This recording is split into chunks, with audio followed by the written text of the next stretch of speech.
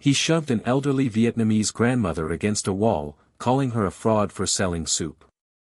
The market froze, phones raised, injustice hanging heavy in the air. But when Lena Carter, a young black woman, stepped forward and answered him in flawless Vietnamese, the entire street turned silent.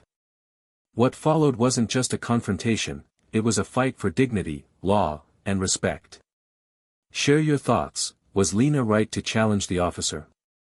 Comment, justice, if you agree, and subscribe for more stories. Show me your license or I'll take you in. The officer's shout split the morning rush on Bolsa Avenue, and every stall went silent.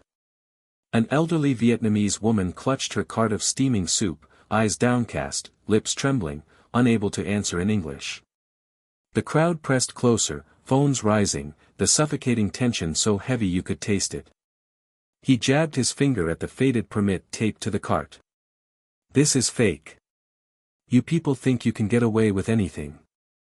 A hush spread, broken only by the sound of chopsticks clattering to the pavement.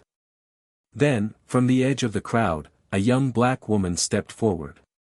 Her name was Lena Carter, and with one steady breath she spoke fluent Vietnamese, words that turned every head and froze the officer mid-step.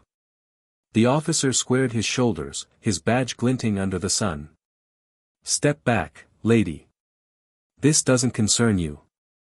His voice carried the sharp rhythm of command, each word meant to bruise.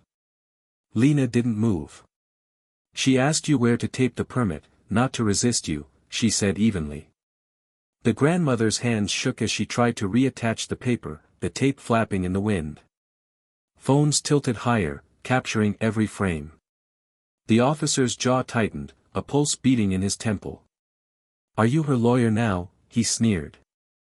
Lena met his glare. No. Just someone who knows the law, and her language. The crowd murmured. A teenager whispered, did she just translate Vietnamese? The cop's face flushed red. He reached for his cuffs. Obstruction. Last warning. Lena's hand didn't tremble.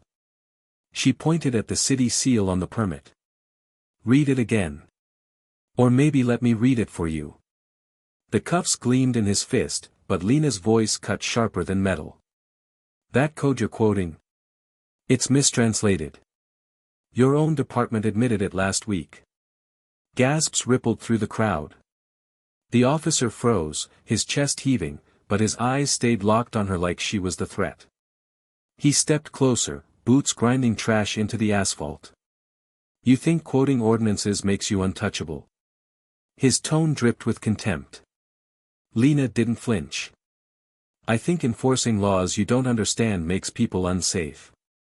She pulled a folded card from her wallet and held it steady. County Public Defender's Office. Community Relations Director. My job is to make sure you enforce the law, not your temper. For the first time, his breath hitched. The phones caught everything. A grandmother's eyes welled with tears as she whispered thanks in Vietnamese, and the whole street leaned in, waiting for the crash or the climb. A crackle on his radio broke the stalemate.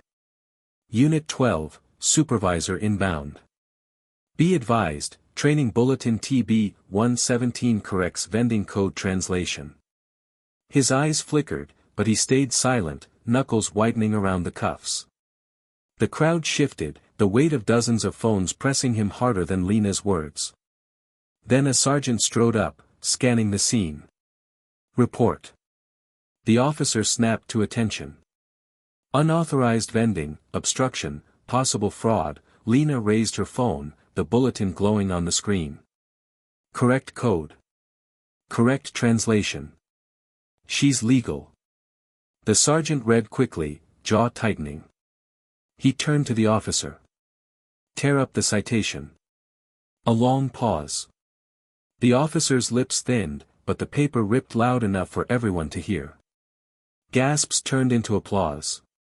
The grandmother bowed, whispering through tears, Cam on con. Lena bent slightly, steady, answering in Vietnamese so the whole street understood, Ba Kong Sai. Look moi sai.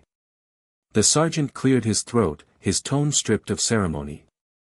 Ms. Carter, I want you at roll call Friday. Teach our officers what you just showed me. Lena met his eyes, steady as stone. Only if the vendors are invited too. He hesitated, then nodded. Around them, the market breathed again. Stalls reopened, ladles dipped broth, children tugged at sleeves. But people kept glancing at Lena, the way you look at someone who just redrew the map. The officer stood rigid, face pale, silence clinging to him heavier than his belt. A vendor finally broke the hush. She's the reason our parents feel safe here. Phones lowered, but the message was already alive online. Lena smoothed the permit tape on the grandmother's cart, her hand lingering like a seal. The crowd erupted in applause, and for once, the street belonged to those who'd been unseen.